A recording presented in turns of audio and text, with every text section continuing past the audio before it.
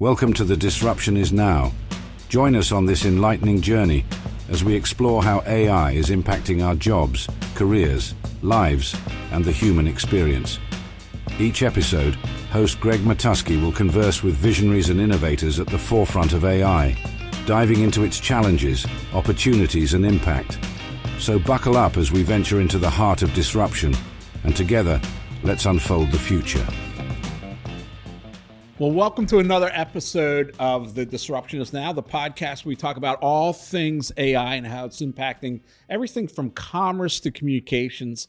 And wow, what a last few weeks it's been. I've just been immersed in the new news about OpenClaw. I don't think we've done an episode since that was released, but the lobsters have been all over me since then. And I've been working hard to really move a lot of our platform to the OpenClaw technology, I guess you'd say it. But if you haven't yet discovered it, please try it. It's an easy way to make agents, but there's lots of peril in it with regard to security. But I'm learning as I go, and that's very difficult. It's just another example of how fast AI is emerging. It seems as if we have this generation of companies, and then they're kind of harvested because the AI companies come in and provide that. We saw that recently with the market crash with regard to legal and financial services applications, as Anthropic announced that now they're going to be releasing applications. So I always like to stay abreast. And I was recently at the Reagan conference of AI Horizons, and I'm walking down the aisle and I come upon something called Brandi. And it wasn't, you don't drink it, and it wasn't the Looking Glass song, but rather is the brainchild of my guest today, Leah Nurik, who is the founder and creator of this new company. And it's really in the AI search realm, if I understand that correctly. Do I have that right, Leah? You do, yes. Thanks for having me on today, Greg. Hey, thanks for joining us. I was really impressed when we spoke because you were one of the few people I've really spoken to who kind of gets what's going on. And there's a lot going on. And let's talk about that a little bit because search is really kind of an unintended consequence. I remember early on in the AI revolution where people were saying, don't use it for search. It wasn't built for search. It's really a different kind of intelligence. And yet, guess what? The world has used it for search. Talk a little bit about that and what you're seeing and why you kind of came out of the PR world and now you're focused more on this element of it. Yeah, so it's been an exciting 18 months to years. Basically, what we're seeing is that the nature of search is completely shifting. So even if you traditionally go to Google, right, and you're still in that paradigm in your head, you're still going to get a response that's fueled by a completely different way of harvesting information, reading information, finding what's authoritative and credible, summarizing it, and then returning it. So it's a massive shift in the landscape of search and the impact on what that means for marketing organizations of every size. And how I they're just going want to to jump in and stop you right there Yeah. because when we first met, I know I was very arrogant and thought I knew everything. So I appreciate you hanging in there. And I said, well, it doesn't differ much from SEO. And I said that because when you're online, you see these SEO companies all day long post about how, if you just do SEO, help me understand this. Help my listeners understand just how fundamentally different this is. Yes. So, I feel for traditional SEO people. They were very elevated in the organization for a long time. And so many of the people now who are leading SEO teams and digital teams, they came up when SEO was kind of brand new and it's kind of like their baby. So now when you see this massive shift in what search is, you're looking at, what was your beautiful newborn baby is now your 12-year-old with zits, and it's all not the same and it's different and it's kind of hard to grasp that and to make the shift. But whether or not you want to do that or not, you're going to have to get on the bandwagon or you're going to be, left behind. It's kind of like saying, all right, well, back in like the 19th century, well, I'm going to stick with my horse instead of going with this automobile. You know what? I'm going to keep my four legs, and I'm just sticking a I'm just going to hold my ground. But what we're seeing, right, is that SEO was traditionally built around keywords. And so the entire algorithm that aggregated that and gave authority to it is completely different now because AI is built on user intent. It's meant to look at what's authoritative, what is credible, what actually answers the question. And so the way it goes about determining that is very, very different. And so the blue links that we used to see, where if I went and I was looking for, what is the perfect mouse if I have carpal tunnel or I have arthritis or, I want a sustainable material, whatever it is, I'm looking for that. Instead of having to go hunt through those different blue links, right? Now what I'm getting is I'm getting a summary that bubbles to the top what the definition of what a perfect mouse is for me and what that and it's trying to give me that information. So help That me is out. So help me out now, right? We're seeing the yeah. sea shift. Is Google search declining and AI search gaining, or is Google search still playing a part? But we see this unknown just exploding. Do you see Google search going away or becoming less used by consumers? Well, the Google search, I mean, it's Google. It's not probably not going anywhere, right? I mean, they're brilliant. They pivot. They have some serious cash flow behind them, I think. Yeah, you think so? I'm not sure. Yeah, maybe a little. But basically, it's not that Google's going away or Google search is going away. It's just the paradigm is different. So it'll still be Google. We'll probably still use the term, let me Google that. But what Google's going to give me back is going to be fueled by completely and is already fueled by a completely different paradigm and authoritative engine that's based upon AI and LLMs and user intent, where it wasn't that So before. give me this. What are the big LLMs in this new game of search? Are there some that's being turned to more often? Are others not effective at it? Perplexity was built on this idea, but where do the other players fall? Gemini, ChatGPT, Perplexity. Well, okay, so obviously, ChatGPT is super important still. I mean, we'll see what happens with that. But and so we know that they have the most platform users, although Google doesn't break out its traditional search experience with Gemini. So we're not really sure what the breakdown is of that. We do know that Gemini fuels the Google search experience and then it also has a platform. So all of these, and Grok, we support Grok in our platform. The responses from Grok are so completely different. Their approach is so different than what you see with what gets returned from ChatGPT and Yeah, Google. sometimes it's But I actually would it's like I'm speaking to Alon right there. So go ahead. you are. Yeah. Well, it's interesting. Grok tends to use and surface much more citations, and it has more brand mentions from what we see from the other platforms. But I would say the only platform that isn't really built for AI search, and it wasn't intended to be, is Claude. I mean, people still want to use it, right? Right? Especially these. We have customers who they use it for themselves internally and they love it. And if you're a Claude fan, you're a Claude fan. But it's not really, it's built more for coders and it's built more, I think that was the intent. So we'll see what ends up happening with that because, you know, um, apart from their Super Bowl commercial, that was the best trolling ad that I've seen in a really long time. I'm not sure how that'll play out. It is much more expensive to run operationally for people. So we'll see what happens with it. It's early days, man. It's like It is early 1997 for days. the internet. So you got to stick with the people like yourself, who are innovating and keeping on top of it. And when you make choices on technology providers and who you partner with, you just got to make sure that those people they care about this and that they have a plan for keeping up on all the shifts that are going to happen over Well, the it next is early days, and it time. is the Wild West, and that it does interest me. I've been a part for 3 years of trying to help different associations write code of ethics for AI, and I never seem to impress upon anyone enough that they actually do it. That the number one thing in an ethics policy should be to stay current daily on breaking AI news because the sea changes so fast. It's unbelievable. I mean, they're talking about intelligence going up 10 to 100x in the next year. That this is going to be that this is going to be so inexpensive. It'll be the new oil for our economy, and its intelligence they're talking about when they say that. So tell us a little bit about how the world of AI search, right, finds authority and meaning to the user, right? What is it that is informing the black box? Because we do not know what goes on in the black box, right?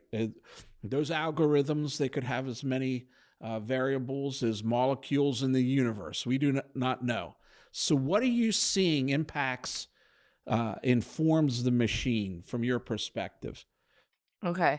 So, we talk about AI search and AI visibility. And I think that because of the assumptions that we have from what traditional search was, we don't, it takes an evolution of the way you think about it. I think about how much bigger this is than just, hey, I put a couple keywords in my blog in 2012 and now I own the top space for, enterprise file storage, right? I mean, this is the LLMs are trying to actively figure out who's the most authoritative, credible source.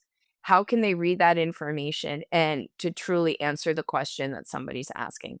So let's take ads out of it because from an ethical standpoint, where we are now is that those are the kind of answers you're really getting back. They are authoritative. They do seem relatively truthful from what it can find, and it doesn't seem to be coded or shaded or influenced by ads and money right now.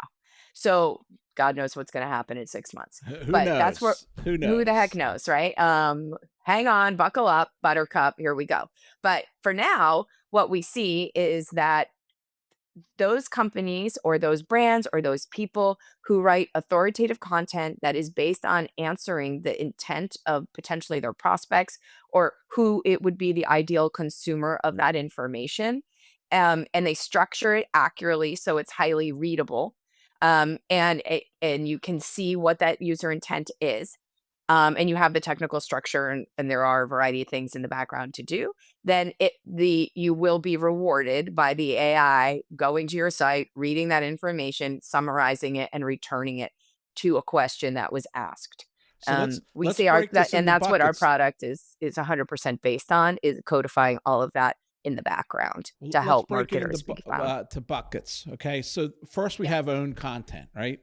And I think Yep. what you're saying is that has to be technically structured correctly. The schema, the markups, everything that we need to inform the machine as to what this says, right? Headline, subhead. How does this change language, do you think? So what we see, and also a key component of what you just said, and that we talk about a lot is question task alignment. Like, what are you really, and it's just like, back in the day when you would write a good press release or you would write a good paper for college or for high school, you'd say to yourself, okay, what is the thesis statement? What am I trying to get across? What are the questions I'm trying to answer? And how do I connect authentically with the person who would either be reading it or asking those questions? So that's really important on the question task alignment standpoint. So basically what the content should look like, and we know that brands who invest heavily in content creation within, on their own domain or through PR, through syndicated content, byline contributions, will get mentioned more. And that's a function of the authority the machine is assuming accompanies those credible sources. Is that what I'm to understand? Yeah, and then also the language that it will, like, you'll get docked if it's too marketing flowery, right? But for example, if you're having fun and you're being punny, right, or something like that, you won't necessarily get dinged. It's when you're being overly self-promotional, and that your language is not clear. So it needs to be clear, it needs to be underscored, it needs to be spelled out, and you have to have that technical structure in the back end that has the schema so it can be Now, I'll found and deviate summarized. a bit from what you said earlier because I was a writer, Okay. right? I used to write for major Yep. business magazines, and you had brought up the point where you knew what your thesis was, you know what you wanted to provide the answers to the writer or to the reader, right? Mhm. But That wasn't always necessarily true when I would write. My whole game was to almost build drama with the writer, so they really didn't know what I was getting at until I delivered it. Right? That's drama. I know something you don't know. Right? So there were such things as anecdotal leads, where you would tell a story and then you'd come in immediately with a nut graph that would explain why this is important to the thesis. Okay, that's gone. That kind, and I can analogize it to my own website. There used to be a highbrow discussion about the breakdown of media, the various channels, the explosion of different channels, and why PR had a new role to play. The machine doesn't want to know that. Like, no one writes a prompt that says, give me a PR agency that understands the destruction of the media, the disintermediation of the media, right? You say, Gregory is a global public relations agency with 130 employees that specializes in XYZ. I think that's a big jump for a lot of content providers who had come up in the traditional vein, right? In some ways, it's better. In some ways, it's worse. It's better because I do believe the more information you can provide in the least amount of words leads to greater understanding. So those days are gone. I work a lot in financial services, in wealth management, Leah, and a lot of wealth managers love to come up with concepts of how they work, because it's commoditized.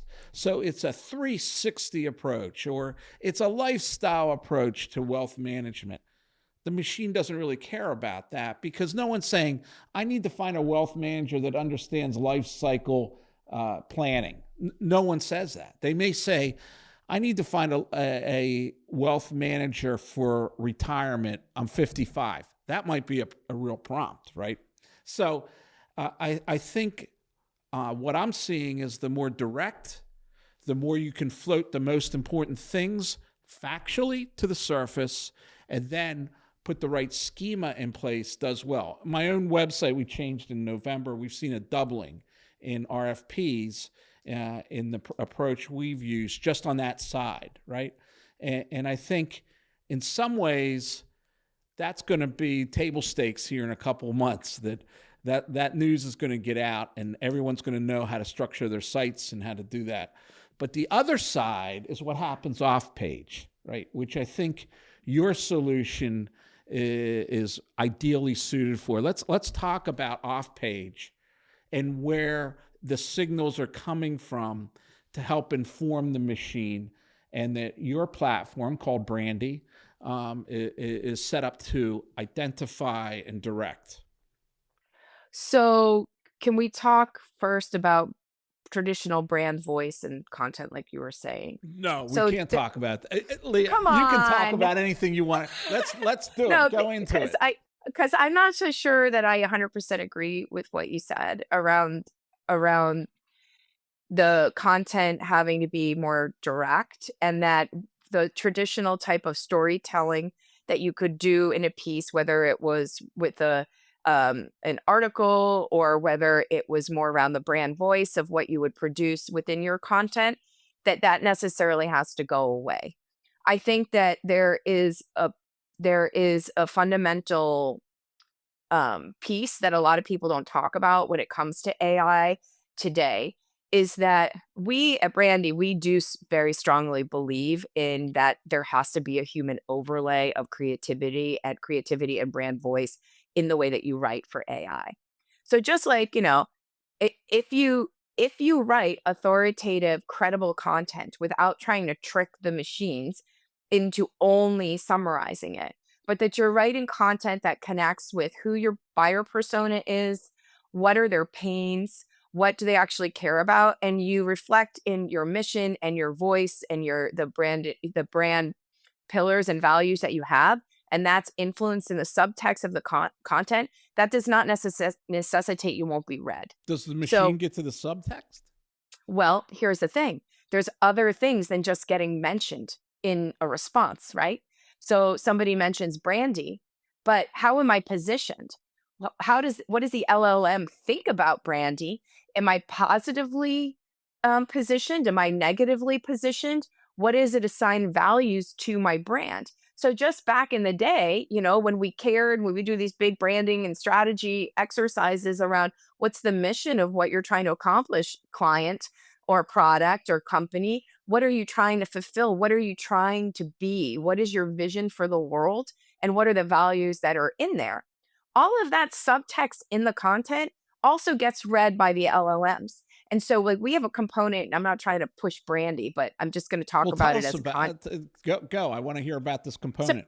so there's a component of, and I'm not sure if you saw it at the show or not, but there's a sentiment component that has very deep positioning that talks about how is this brand positioned accordingly to what the metrics are I care about. So I like to think about, okay, we were talking about a mouse before. So I go out and I make a new mouse, like I invent a new mouse. And in my perspective, just like, we invented Brandy, I think it's the best AI visibility and GEO platform, for marketers in AI first marketing era, of course. But now let's talk about the mouse. I go out and I create a mouse, and this mouse, I'm so passionate about this mouse, and that's why I created it in my vision of what a mouse should be so that it becomes the status quo of anybody who wants to buy a mouse. It's made from 100% sustainable materials. It doesn't hurt my wrist, right? It's ergonomically great. It's great for people with arthritis. It never runs out of battery. It automatically connects with Bluetooth without me having to press any buttons. Whatever it is, it's the perfect platonic form of the mouse, right? Now, I want to not only define the category of what a mouse is, but I want my mouse that I made to be positioned as as the leader in that. I can't just do that by saying what is the perfect mouse and writing a blog that says this is the perfect mouse. I have to have context. I have to have subtext. I have to have emotional connection with the mission of that mouse, of why I made what I made. And that also comes through in the LLMs. So that's my perspective on it. I see it, I measure it across all these different industries. So I push back. I hear a lot about people saying the creative will be replaced by AI. I don't think so. I think that the creative will actually be elevated if they can be empowered to understand, to utilize AI to take them through the creation of stuff, but also still connect emotionally and on a human level with the person I'm trying to sell something to. But the new intermediary is still the machine. I'll give you an example, I think, of what you're talking about in my own world. Citations in financial services are very important, right? If you're based in Nashville and you've just started a business and it's successful, you're going to want somebody, a coach on your side, to help you make it through your life. So there's two levels there. So there's a citation, but I think what everyone's missing is what you're talking about. And that is that a lot of times, and this will take it out of the context of the aura of a consumer brand and put it into business to business terms, because that's my world. Mm-hmm. When somebody in wealth management, when somebody really starts to do the research, okay, for instance, I'm in a pension fund and I'm trying to choose a wealth management firm. They're going to go much deeper than just the citations. They're going to go and they're going to deeply research you. And now they may have Bloomberg terminals to do that. They may have LexisNexis to do that. But more and more they're using AI. And that's where you can really differentiate yourself. So if a quant or an analyst in-house is going to do the deep dive research, and he has to take that to an investment committee, or she has to take that to the investment committee, right? All of a sudden there's a comparison, right? Maybe it's a big firm with Wall Street positioning. Maybe it's a tactical firm that has 10 of the most brilliant strategic minds. Maybe that would be the differentiator. And you're going to have to decide in this world where you're going to fall. You can't be all things to all people. So you have to take that positioning and then implant it and embed it in all that you do, right? So if it's a bylined article, if it's a white paper, if it's your website, so that research can come up and create that metrics that matrix that'll show intelligent, smart people how you differ. And that's the one thing that I think is really being overlooked in this. And I really work a lot with our clients to understand, to have them understand that the citation isn't enough. Now people are going to be in business to business. They're going to be researching you, and they're going to be giving you value by what comes up. I just did this. It's funny, Leah. When I was young, I always said, people would say, "You're too young to handle our account." Now I'm 60. I turned 65 yesterday. They say I'm too old. I'm no longer viable. I'm no longer No, viable. I think that's still young now in this longevity hacking. That's true. That's true. So you're just starting. Maximum longevity velocity here. I love it.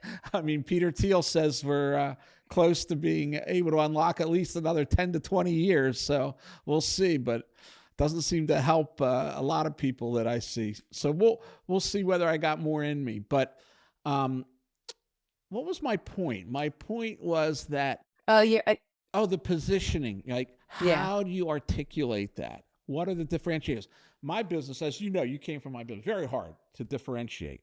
So how do I differentiate? I talk a lot about our expertise in AI, which a lot of firms are scared of. They don't want to go down that road because they don't want their clients to know they're using it. They think it's going to lower their revenue, their retainer. I'm on a totally different scale. This is a PR firms or sorry. Many PR firms are very concerned about how transparent they want to be with their clients with regards to the use of AI. I've taken a different route. I say it's a differentiator that smart CEOs and corporate communications professionals are going to want to know who they're teaming with, really understand this, and can tease out the opportunities within it. There's a school of thought that says, well, that's going to affect retainers and it's going to harvest a lot of our employees and we'll be half our size. You know the scaries that are out there. I don't agree with that. I've used it as a differentiator. If you do a deep dive on my firm, right, it'll be clear where we stand on that all of a sudden, and that helps us win business. It really does. On the other side, I know my point now is trying to make about being too young and too old, is I did a comparison against my firm, which is an integrated strategic communications firm. I mean, that's what we do. I have to say PR all the time because a lot of clients are looking for straight PR. I did a comparison on a straight chop shop hit and run placement firm, right? That's all they're known, and what we are. And it was very interesting. You know, I even put in like retainer levels and which one would you choose? And, you know, I got dinged because, which I never realized, that I have a real tech stack and I promote what that tech stack is. And the machine says that my fees will be higher because I have to support that tech stack, right? And that gives me insight. Oh, I should be able to write something about how, no, a tech stack gives you an advantage and reduce costs, and not reduce costs for increased velocity and quality of work product instead of increases. So I think you're absolutely right. And note well taken, Leah, I will say. Good. Yeah, no, I think it's so exciting. You know, I came from PR, and when I kind of started in the heyday of PR, when it was elevated in all organizations, and there were even, instead of CMOs, there were some organizations that had CCOs and this marketing underneath that. And then with the advent of digital, it kind of went away. But we know as integrated comms people that, you know, comms plays a role in storytelling and credibility of brand, and that intangible even valuation of growing companies in that leadership and brand. And so what we're seeing now is that I think PR has the opportunity, and it's already happening in some sectors and with some agencies that are leading, like sounds like you guys as well, that it's being elevated back to not only where it was, but it may potentially on par or ahead of that more traditional tactical digital marketing. And I think that is because of exactly what we're talking about. The subtext, the positioning, like you were talking about, you know, you have some clients who they might talk about their 360-degree life cycle of analysis of how they make decisions for wealth management. Well, they should still talk about that, but they should think about how is that going to move the needle for market definition of the best approach, and then monitor how is that actually showing up as tied to my brand but not just tied to my brand, but how does it showing up as defining the market in general? And so that is such a massive opportunity. Like for us at Brandi, we talk about the market universe, right? And that's kind of one of the things that we talk about very much around our product. But the way the product is architected and like when you set it up, it's that, you know, it's not only about your brand, but it's about where's your brand in the market universe that you belong to. So you might have tangential brands that, you know, maybe they're your partners, or there's competitive brands, or there's a brand that's participating in the conversation that you didn't even know should or think should be participating in the conversation. So that idea about where is my voice influencing the market and the citation and mention of my brand is so important and such a big shift in this AI first world. And as a comms person who, you know, had many meetings in CXO offices with people saying, well, okay, what is this press release or hiring this agency actually going to do to move revenue impact? And you get very frustrated. And now we can actually demonstrate um, to give that KPI to data-driven CMOs and C-level executives of how they look at their marketing activities with a brand new set of KPIs that you can actually use for PR, you can use it for product marketing, you can use it for digital, you can use it for content, and I don't know, it's very exciting to me, maybe because I'm a marketing and comms nerd, but to me, it's really exciting to see that this is where our discipline is going. Well, I agree. And I'm seeing some incredible KPIs that come back that I think one of the things you said, which was very interesting to me, is where conversations are taking place that you don't know they're taking place. I'll give you a very real world example of that. Seattle. I was doing a study on Seattle in wealth management firms because it's a big part of our business. And you would think that somebody would have a real conversation going about startup companies in Seattle, tech companies, what they need to know about, you know, structuring stock options instead of stock options. That conversation was nowhere to be found, right? The machine was defaulting to firms that just talked about how they worked with businesses, but they didn't go further on their content, right? They didn't really talk about the concerns of that one singular audience that could be a major grand slam, right? That a startup tech company out of Seattle who would want to know how to structure their stock option plans, that they could win. And the incredible part is those prompts were active. You know, we found that they had value, that they were being entered, and yet the machine was defaulting to more generalized category of content, which talks about wealth management firms that do well serving businesses. Because they couldn't find an answer. That's right. Right. And if you can answer the question in a way, identify what the pain points are through intelligence of understanding your customer base, and then what are the most likely prompts, then it will go to you to answer that question. And if not, it's apply going to that- hallucinate and rely on old data. Right. And apply that to what you were saying about the brands, right? The brand ethos, the entire universe of the brands that you were talking about and where you stand against others. So I think your tool and others like it are going to provide an incredible way to tease that out and to truly align yourself with where the conversations are and what you are or what you should be, right, to better serve your prospect or customer. Leah, great conversation. I want to thank you for taking the time. I'm very honored to have met you at Reagan's AI Horizon. You're one of the smartest individuals I've run into on this topic because you're not overly I thought you were just going to say one of the smartest individuals you run into, period. But okay. I think Just you're one of kidding. the smartest individuals I've ever run into on the face of the earth or within the world of AI search. So, Well, thank you so much. I really enjoyed meeting you too, and right back at you on that. and these kind of insights are what the disruption is now is all about. We love to hear what's going on in AI and from some of the leading thought leaders in different sectors. This is the first time we've really covered AI search, but it's one of those unintended consequences. We've been at this now for the last, I guess it was December, November of 2022.